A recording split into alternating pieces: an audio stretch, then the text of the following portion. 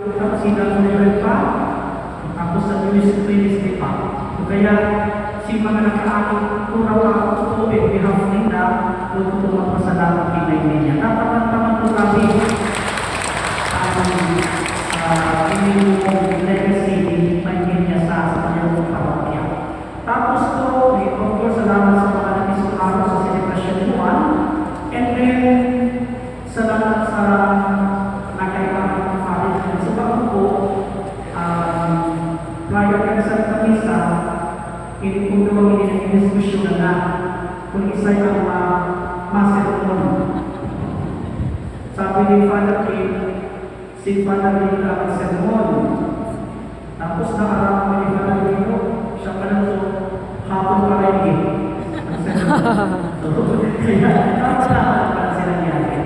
Pero salamat sa salita po ha, na nakisuman. Dapat na po tapasin Father King, salamat sa mga ito.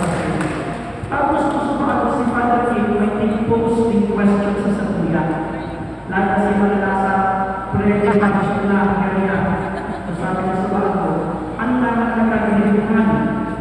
So susumaan ko man bilang para kolektibo, ang tama na we are in the process of sige pa natin still pagpa-improve kasing mahan. Kaya, mag-expect na naman sasabihin ko. So, now, kung si mga gusto pa na mas tayo maging pleasing sa mahal na Diyos, tagalan mas talupas makahulugan ang ako sa ginagbalay ni nakalingapit ako pag-inapot ni tagalan sa langit ni Patra. Actually, ito nag-iisip ako yung halong plan.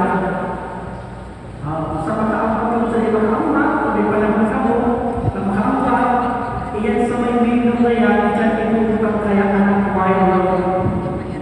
And rest assured, na ang sa mga dedication kaya, kimay niya. Ano po?